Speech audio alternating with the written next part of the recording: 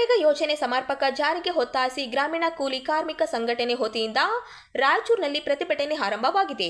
ಬೇಸಿಗೆ ಪ್ರಾರಂಭವಾಗುತ್ತಿದ್ದಂತೆ ಗ್ರಾಮೀಣ ಭಾಗದ ಕೂಲಿ ಕಾರ್ಮಿಕರು ಮಹಾತ್ಮ ಗಾಂಧಿ ರಾಷ್ಟ್ರೀಯ ಗ್ರಾಮೀಣ ಉದ್ಯೋಗ ಖಾತ್ರಿ ಯೋಜನೆ ಅಡಿ ಕೆಲಸಕ್ಕಾಗಿ ಅರ್ಜಿ ಸಲ್ಲಿಸಿದರೂ ಹಲವಾರು ಗ್ರಾಮ ಪಂಚಾಯಿತಿಗಳಲ್ಲಿ ಅರ್ಜಿಗಳನ್ನು ಸ್ವೀಕರಿಸದೆ ಕಾರ್ಮಿಕರಿಗೆ ಕೆಲಸ ನೀಡಲಾಗುತ್ತಿಲ್ಲ ಎಂದು ಆರೋಪಿಸಲಾಗಿದೆ. ಜಿಲ್ಲೆಯ ಸುಮಾರು 15 ಗ್ರಾಮ ಪಂಚಾಯಿತಿಗಳಲ್ಲಿ ಕೆಲಸದ ಬೇಡಿಕೆ ಸಲ್ಲಿಸಿದ ಕಾರ್ಮಿಕರಿಗೆ ದಿನಗಳು ಕಳೆದರೂ ಉದ್ಯೋಗ ಒದಗಿಸಲಾಗುತ್ತಿಲ್ಲ ಎಂದು ಪ್ರತಿಭಟನಾಕಾರರು ಹೇಳಿದ್ದಾರೆ.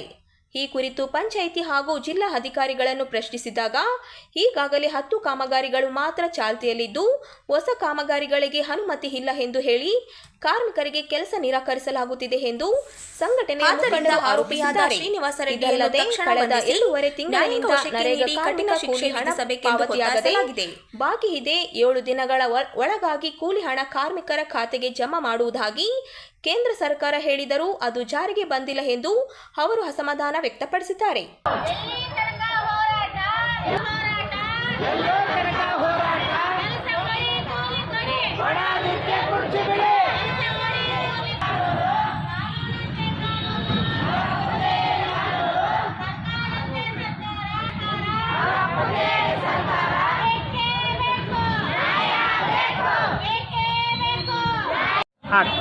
ನಮಸ್ಕಾರ, ನಮ್ಮ ಹೆಸರು ಮಾರಮ್ಮ ಅಂತ.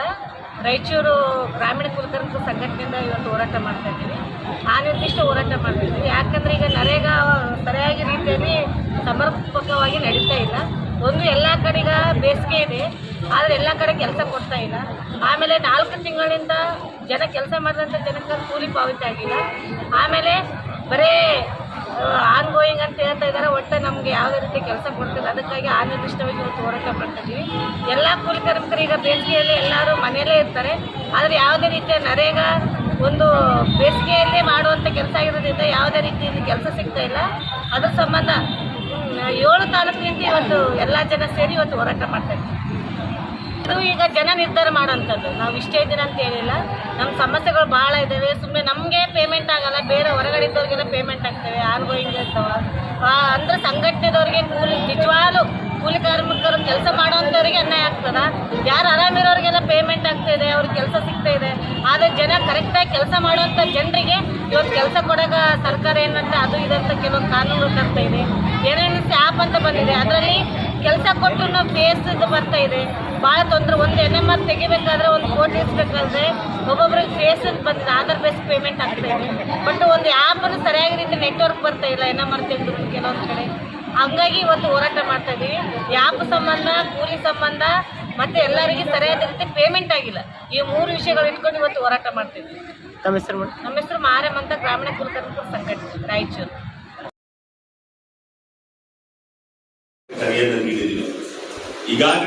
ರಾಜ್ಯದಲ್ಲಿ 56,000ಕ್ಕೂ ಹೆಚ್ಚು ಸರ್ಕಾರಿ ಹುದ್ದೆಗಳ ನೇಮಕಾತಿ ಪ್ರಕ್ರಿಯೆಯಲ್ಲಿ ಒಳ ಮೀಸಲಾತಿ ಅನ್ವಯಿಸಬೇಕೆಂದು ಆಗ್ರಹಿಸಿ ರಾಯಚೂರಿನಲ್ಲಿ ಬಂದ್ಗೆ ಕರೆ ನೀಡಲಾಗಿದೆ. ಒಳ ಮೀಸಲಾತಿ ಐಕ್ಯ ಸಮಿತಿ ಮಾರ್ಚ್ 11ರಂದು ರಾಯಚೂರು ಬಂದ್ ನಡೆಸಲು ಘೋಷಣೆ ಮಾಡಿದೆ. ರಾಯಚೂರಿನಲ್ಲಿ ಒಳ ಮೀಸಲಾತಿ ಐಕ್ಯ ಸಮಿತಿಯ ಸಂಚಾಲಕ ಎಂ ವಿರೂಪಾಕ್ಷಿ ಸುದ್ದಿಗಾರರೊಂದಿಗೆ ಮಾತನಾಡಿ, ರಾಜ್ಯ ಸರ್ಕಾರ 56,650 ಸರ್ಕಾರಿ ಹುದ್ದೆಗಳ ನೇಮಕಾತಿಯಲ್ಲಿ ಯಾವುದೇ ಕಾರಣಕ್ಕೂ ಒಳ ಮೀಸಲಾತಿ ಅನ್ವಯಿಸಲೇಬೇಕೆಂದು ಒತ್ತಾಯಿಸಿದರು. ನೇಮಕಾತಿ ಪ್ರಕ್ರಿಯೆ 56% ಮೀಸಲಾತಿ ಅನ್ವಯ ನಡೆಸಿದರೆ ರಾಜ್ಯಪಾಲರು ಸಹಿ ಮಾಡಿದಂತೆ 6:5 ಅನುಪಾತದಲ್ಲಿ ಒಳ ಮೀಸಲಾತಿ ಜಾರಿಗೆ ತರಬೇಕು.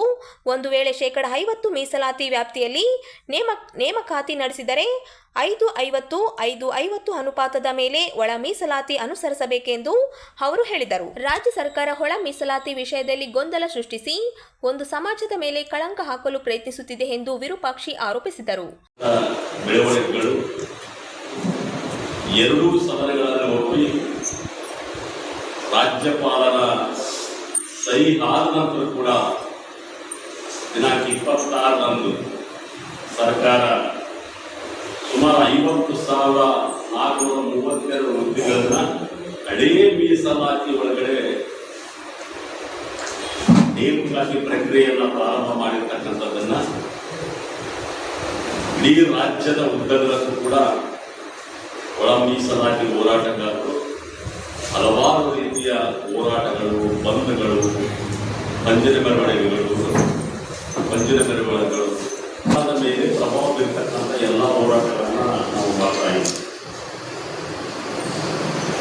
ಬಹಳ ಮುಖ್ಯವಾಗಿ ಸರ್ಕಾರವನ್ನೇ ದಿಕ್ಕು ತಪ್ಪಿಸ್ತಕ್ಕಂಥ ಒಂದು ತಂತ್ರಗಾರಿಕೆ ಸಮಾಜ ಕಲ್ಯಾಣ ಇಲಾಖೆಯ ಸಚಿವರು ಮತ್ತು ಅಲ್ಲಿರ್ತಕ್ಕಂಥ ಸರ್ಕಾರದ ಕಾರ್ಯದರ್ಶಿಗಳು, ಉಸ್ತುವಾರಿ ಕಾರ್ಯದರ್ಶಿಗಳು ಮಾಡ್ತಕ್ಕಂಥದ್ದು ನಾವು ನೋಡ್ತಾ ಇದ್ದೀವಿ.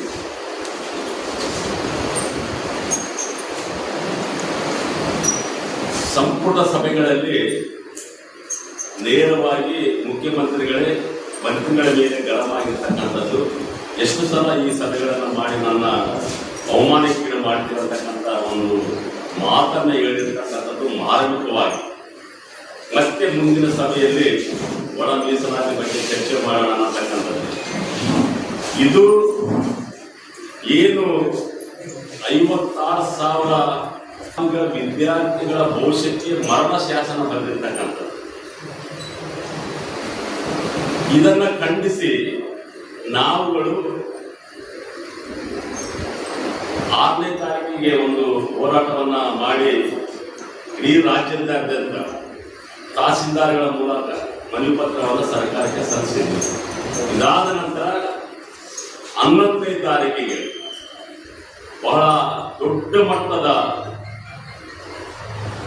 ಒಂದು ಐತಿಹಾಸಿಕವಾದಂತಹ ಬಂದ್ ಕಾರ್ಯಕ್ರಮವನ್ನು ನಾವು ಹಮ್ಮಿಕೊಂಡಿದ್ದೇವೆ. ಈಗಾಗಲೇ ನಿರಂತರವಾಗಿ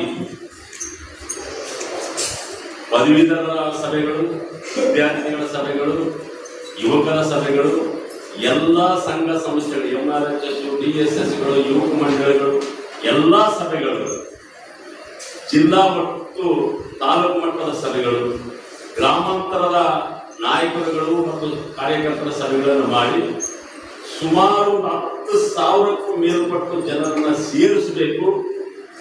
ಇಡೀ ಸರ್ಕಾರನೇ ರಾಯಚೂರು ಕಡೆ ನೋಡ್ತಕ್ಕಂಥ ಒಂದು ವಾತಾವರಣ ನಿರ್ಮಾಣ ಮಾಡಬೇಕಂತಕ್ಕಂಥ ನಿಟ್ಟಿನಲ್ಲಿ ಒಳ ಮೀಸಲಾತಿಯ ಎಲ್ಲಾ ಹೋರಾಟಗಾರರು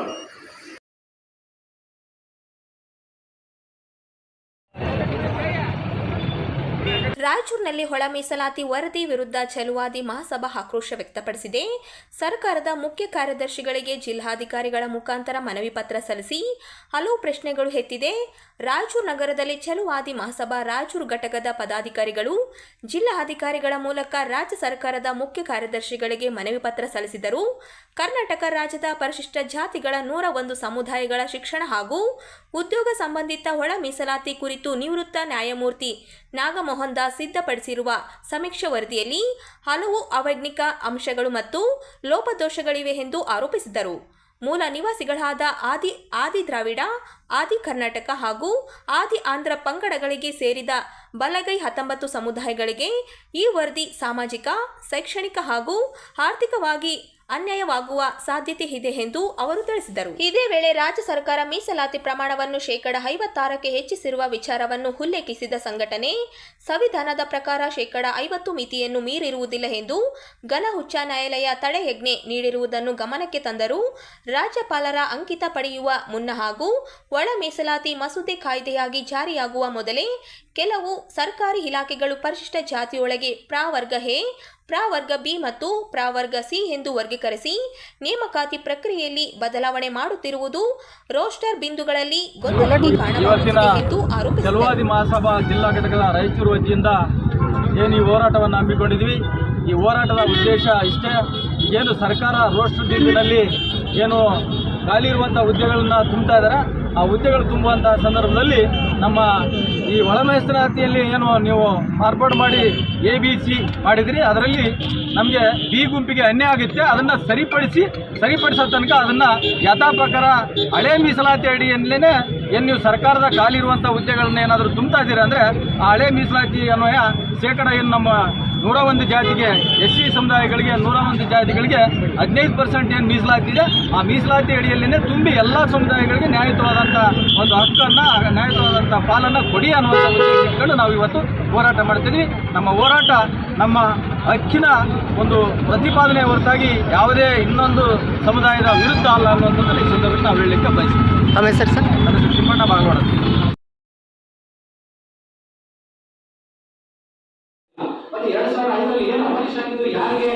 ರಾಯಚೂರು ಶಾಖೋತ್ಪನ್ನ ವಿದ್ಯುತ್ ಕೇಂದ್ರದ ವಿವಿಧ ವಿಭಾಗಗಳಲ್ಲಿ ಗುತ್ತಿಗೆ ಆಧಾರದಲ್ಲಿ ಕಳೆದ 10 ರಿಂದ 25 ವರ್ಷ ಸೇವೆ ಸಲ್ಲಿಸಿದ ಗುತ್ತಿಗೆ ಕಾರ್ಮಿಕರ ಶಾಸನಬದ್ಧ ಬೇಡಿಕೆ ಈಡೇರಿಸದಿದ್ದರೆ 13ರಂದು ಆರ್ಟಿಪಿಎಸ್ ಬಂದ್ ಮುಷ್ಕರ ನಡೆಸಲಾಗುತ್ತದೆ ಎಂದು ಆರ್ಟಿಪಿಎಸ್ ಗುತ್ತಿಗೆ ಕಾರ್ಮಿಕರ ಸಂಘಗಳ ಜಂಟಿ ಹೋರಾಟ ಸಮಿತಿ ಎಚ್ಚರಿಸಿದೆ. ಇಂದು ಸುದ್ದಿಗಾರರೊಂದಿಗೆ ಮಾತನಾಡಿದ ಜಂಟಿ ಸಮಿತಿ ಅಧ್ಯಕ್ಷರಾದ ಅಯ್ಯಣ್ಣ ಮಹಾಮನಿ ಅವರು, ಈಗಾಗಲೇ 15 ದಿನಗಳ ನೋಟಿಸ್ ಜಾರಿಗೊಳಿಸಲಾಗಿದೆ. ಮುಷ್ಕರಕ್ಕೆ ಸಂಬಂಧಿಸಿದ ನೋಟಿಸ್ ಜಾರಿಗೊಳಿಸಿದರೂ ಇಲ್ಲಿಯವರೆಗೂ ಚರ್ಚೆಗೆ ಯಾವ ಸಭೆ ಕರೆದಿಲ್ಲ. ಎಲ್ಲ ಕಾರ್ಮಿಕರು ಕಾಯಂ ಸ್ವರೂಪದ ಕೆಲಸ ಕಾರ್ಯಗಳನ್ನು ನಿರ್ವಹಿಸುತ್ತಿದ್ದಾರೆ. ಆದ್ದರಿಂದ 10 ರಿಂದ 25 ವರ್ಷ ಕಳೆದರೂ ಇವರ ಸೇವೆಯನ್ನು ಕಾಯಂಗೊಳಿಸುತ್ತಿಲ್ಲ. ಆರ್ಟಿಪಿಎಸ್ನ ಅಧಿಕಾರಿಗಳಿಗೆ ನಿರಂತರವಾಗಿ ಮನವಿ ನೀಡಿದರೂ ಈ ಬಗ್ಗೆ ಪ್ರಕ್ರಿಯೆ ಇಲ್ಲ. ಆರ್ಟಿಪಿಎಸ್ ಕಾರ್ಯನಿರ್ವಹಿಸಿಕೊಂಡು ಬಂದಿರತಕ್ಕಂಥ ಗುತ್ತಿಗೆ ಕಾರ್ಮಿಕರು ಬಹುತೇಕ 10 ರಿಂದ 25 ವರ್ಷಗಳಿಂದ ನಿರಂತರವಾಗಿ ಕಾಯಂ ಸ್ವರೂಪದ ಕೆಲಸ ಮಾಡಿಕೊಂಡು ಹೋಗ್ತಿರತಕ್ಕಂಥ ಕಾರ್ಮಿಕರಾಗಿರ್ತಕ್ಕಂಥದ್ದು. ಜೊತೆಗೆ ಆ ಒಂದು ಕಾರ್ಯೋನ್ಮುಖವಾಗಿರ್ತಕ್ಕಂಥ ಕಾರ್ಮಿಕರಲ್ಲಿ ಬಹುತೇಕ ಪರಿಶಿಷ್ಟ ಜಾತಿ, ಪರಿಶಿಷ್ಟ ಪಂಗಡ, ಅಲ್ಪಸಂಖ್ಯಾತರು ಮತ್ತು ಹಿಂದುಳಿದ ವರ್ಗದವರು ಬಹುತೇಕ ಕಾರ್ಮಿಕರು ಕೆಲಸ ಮಾಡ್ಕೊಂಡು ಬಂದಿರ್ತಕ್ಕಂಥದ್ದು. ನಾವು ಸಂಘದ ಒತ್ತಾಸೆ ಏನಿದೆ ಅಂತಂದ್ರೆ ಶಾಸನಬದ್ಧ ಬೇಡಿಕೆಗಳು ಕಡ್ಡಾಯವಾಗಿ ಕೊಡ್ತಕ್ಕಂಥದ್ದಾಗಬೇಕು. ಇವತ್ತು ವಿಷಯ ಕೊಡ್ತಕ್ಕಂಥ ಒಂದು ವ್ಯವಸ್ಥೆಗಳು ನಡೀತಾ ಇದೆ. ಅದರಲ್ಲೂ ನಮ್ಗೆ ಗೊತ್ತಿದೆ, ಈ ಹಿಂದೆ ಕೂಡ ಪ್ರತಿವಾದ ಮಾಡಿದ್ವಿ. ಆರ್ಟಿಪಿಎಸ್ ನಲ್ಲಿ ಕಾಂಟ್ರಾಕ್ಟ್ ಲೇಬರ್ ಅಡ್ವೈಸರಿ ರಿಪೋರ್ಟ್ ಆಧಾರಿತವಾಗಿ ಕಾಂಟ್ರಾಕ್ಟ್ ಪದ್ಧತಿಯನ್ನ ರದ್ದುಗೊಳಿಸಿರ್ತಕ್ಕಂಥದ್ದು ನಮಗೆ ಚಾಲ್ತಿಯಲ್ಲಿ ಇರ್ತಕ್ಕಂಥ ಒಂದು ಸಂಗತಿ. ಆ ಹಿನ್ನೆಲೆಯಲ್ಲಿ ಯಾಕೆ ರದ್ದು ಮಾಡಿದಂತಂದ್ರೆ ಇವೆಲ್ಲ ಕಾಯಂ ಸ್ವರೂಪದ, ವಿಶೇಷವಾಗಿ ಕೋಲ್ ಮತ್ತು ಕ್ಯಾಶ್ ಹ್ಯಾಂಡಿಂಗ್ ಪ್ರೊಸೆಸ್ ನಲ್ಲಿ ಇರ್ತಕ್ಕಂಥ ಕಾರ್ಮಿಕರಿಗೆ ಕಾಯಂ ಸ್ವರೂಪದ ಕೆಲಸದ ಹಿನ್ನೆಲೆಯಲ್ಲಿ ಸರ್ವಿಸ್ ರೆಗ್ಯುಲೇಷನ್ ಮಾಡ್ತಕ್ಕಂಥದ್ದು. ಜಾಮೈನಲ್ಲಿ ಕೂಡ ಸೋಮವಾರ ಹೈಕೋರ್ಟ್ ರಿಟೈರ್ಡ್ ಜಡ್ಜ್ ಸಾಹೇಬರು ಮಾಂಡಲ್ ಸಮಿತಿಯ ಚೇರ್ಮನ್ ಆಗಿರ್ತಕ್ಕಂಥವ್ರು ಕೂಡ ಇದನ್ನ ಗಮನಕ್ಕೆ ತಂದಿರ್ತಕ್ಕಂಥದ್ದು. ಅನೇಕ ಮನೆಗಳನ್ನು ಈ ಹಿನ್ನೆಲೆಯಲ್ಲಿ ನಾವು ಸಲ್ಲಿಸ್ತಾ ಬಂದಿದ್ದೇವೆ. ಇವತ್ತು ರಾಜ್ಯ ಸರ್ಕಾರಕ್ಕೆ, ವಿಶೇಷವಾಗಿ ಇಂಧನ ಸಚಿವರಿಗೆ 2 ಸಲ ಬಂದೋಗಿದ್ದಾವೆ, 3 ಸಲ ಬಂದೋಗಿದ್ದಾವೆ. ಮಾನ್ಯ ಸಚಿವರಿಗೆ ನಾವು ಸನ್ಮಾನ ಮಾಡಬೇಕು, ನಮ್ಮ ಬೇಡಿಕೆಗಳ ಈಡೇರಿಕೆಗಾಗಿ ನಾವು ಮನವಿಯನ್ನು ಕೂಡ ಕೊಡ್ತಾ ಬಂದಿದ್ದೇವೆ. ಜೊತೆಗೆ ಸ್ಥಳೀಯವಾಗಿರ್ತಕ್ಕಂಥ ಸಮಸ್ಯೆಗಳು, ಬೇಡಿಕೆಗಳು, ಶಾಸನಬದ್ಧ ಬೇಡಿಕೆಗಳನ್ನು ಹೇಳ್ತಾ ಇದ್ದೀವಿ. ಅವೆಲ್ಲ ಅಳವಡಿಸಿಕೊಳ್ಬೇಕು, ಚಾಲ್ತಿಯಲ್ಲಿ ತರಬೇಕು ಅಂತಕ್ಕಂಥ ಹಿನ್ನೆಲೆಯಲ್ಲಿ ನಾವು ಮನವಿಯನ್ನು ಕೊಡ್ತಾ ಬಂದಿದ್ದೇವೆ. ಆದ್ರೆ ಏನಾಗ್ತಾ ಇದೆ, ಯಾವ ಒಂದು ಮನವಿಗಳನ್ನು ಕೂಡ ಮನ್ನಣೆ ಕೊಡ್ತಕ್ಕಂಥ ಒಂದು ಚರ್ಚೆ ಮಾಡತಕ್ಕಂಥ ಒಂದು ಅವಕಾಶ ಒದಗಿಸದೇ ಇರತಕ್ಕಂಥದ್ದು. ಇವತ್ತು ಕೆಪಿಸಿ ಎಂಡಿ ಆಗಿರ್ಬೋದು, ರಾಜ್ಯ ಮಟ್ಟದ ಇಂಧನ ಸಚಿವರಾಗಿರ್ಬೋದು, ಅಫ್ಕೋರ್ಸ್ ನಮ್ಮ ಲೇಬರ್ ಮಿನಿಸ್ಟರ್ ಸಾಕಷ್ಟು ಸಂದರ್ಭದಲ್ಲಿ ನಮಗೆ ಆಹ್ವಾನಿಸಿಬಿಟ್ಟು ನಮ್ಮ ಬೇಡಿಕೆಗಳನ್ನ ಮನ್ನಣೆ ಮಾಡತಕ್ಕಂಥ ಹಿನ್ನೆಲೆಯಲ್ಲಿ ಚರ್ಚೆ ಮಾಡಿರ್ತಕ್ಕಂಥದ್ದು ನಾವು ಕಾಣಿಸುತ್ತಾ ಇದ್ದೇವೆ. ಏನ್ ಚರ್ಚೆ ಮಾಡಿರ್ತಕ್ಕಂಥ ಪ್ರೊಸೀಡಿಂಗ್ಸ್ ದಾಖಲೆ ಮಾಡ್ಲಿಕ್ಕಾಗ್ತಾ ಇಲ್ಲ ರಾಜ್ಯ ಸರ್ಕಾರದ ಮಟ್ಟದಲ್ಲಿ. ಇವತ್ತು ದುರಂತನೇ ಇದು. ಯಾಕಂತಂದ್ರೆ ಕೆಲವೊಂದು ವಿಷಯಗಳಲ್ಲಿ ಏನ್ ಚರ್ಚೆ ಆಗ್ತಕ್ಕಂಥದ್ದು ದಾಖಲೆಯಲ್ಲಿ ಪ್ರೊಸೀಡಿಂಗ್ಸ್ ಆಗ್ತಕ್ಕಂಥದ್ದು ಬಹಳ ಅವಶ್ಯ ಇದೆ. ಇಂಥ ಒಂದು ವ್ಯವಸ್ಥೆ ಹಿನ್ನೆಲೆಯಲ್ಲಿ ಇಲ್ಲಿ ಕೂಡ ಅಷ್ಟೇ ಏನ್ ಬೇಡಿಕೆಗಳಿದಾವೆ ನಾವು ಕೊಡ್ತಾ ಬಂದಿದ್ದೀವಿ. ಅದರ ಚರ್ಚೆ ಜಂಟಿ ಸಭೆ ಮುಖಾಂತರ ನಿವಾರಣೆ ಮಾಡ್ತಕ್ಕಂಥ ವಿಷಯಗಳಾಗಿದ್ದಾವೆ. ಉದಾಹರಣೆ ಹೇಳ್ತೀನಿ, ನಮಗೆ ಶಾಸನಬದ್ಧ ಬೇಡಿಕೆಗಳು ಉದಾಹರಣೆಗೆ ನಮ್ಮ ಲೀಗಲ್ ಹೇಳ್ತಾರೆ, ಬೋನಸ್ ಆಗಿರ್ಬೋದು, ಇಎಸ್ಐ, ಪಿಎಫ್ ಮತ್ತು ವರ್ಷಗಟ್ಟಲೆ ಕೊಡ್ತಕ್ಕಂಥ ಇಂಪ್ಲಿಮೆಂಟ್ಸ್ ಆಗಿರ್ಬೋದು. ಬಹುಮುಖ್ಯ ಏನು ಮಹಿಳೆಯರು ನಮ್ಮ ಅರ್ಥಂಗಿ ನೋಡ್ತಾ ಇದ್ದೀವಿ, ಗ್ರಾಜ್ಯುಟಿ ಸಂಬಂಧಪಟ್ಟಂತೆ ಡಿಸ್ಟೆನ್ಸ್ ಅನ್ನೋ ಸ್ಟ್ಯಾಟ್ಯೂಟರಿ ಬೆನಿಫಿಟ್.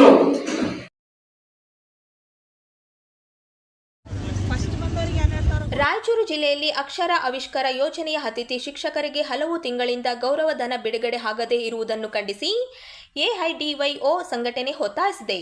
ಅತಿಥಿ ಶಿಕ್ಷಕರ ಬಾಕಿ ಗೌರವಧನವನ್ನು ಕೂಡಲೇ ಬಿಡುಗಡೆ ಮಾಡುವಂತೆ ಜಿಲ್ಲಾಧಿಕಾರಿಗಳ ಮೂಲಕ ಕೆಕೆಆರ್ಡಿಬಿ ಅಧ್ಯಕ್ಷರಿಗೆ ಮನವಿ ಸಲ್ಲಿಸಲಾಗಿದೆ.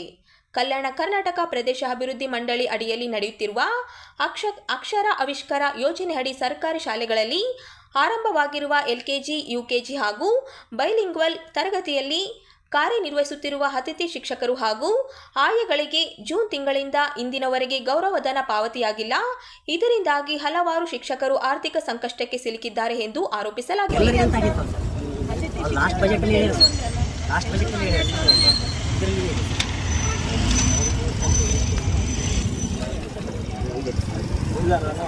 ಪ್ರಸ್ತುತ ಅತಿಥಿ ಶಿಕ್ಷಕರು 12,000 ಕೊಡಕ್ಕೆ ಹೇಳಿದ್ದೀನಿ.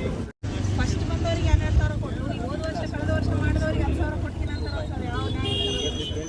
ಎಲ್ಲರಿಗೂ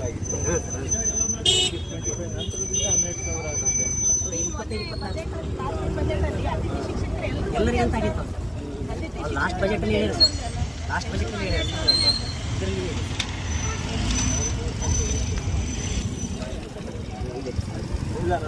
ಸರ್ ಪ್ರಸ್ತುತ ಅತಿಥಿ ಶಿಕ್ಷಕರು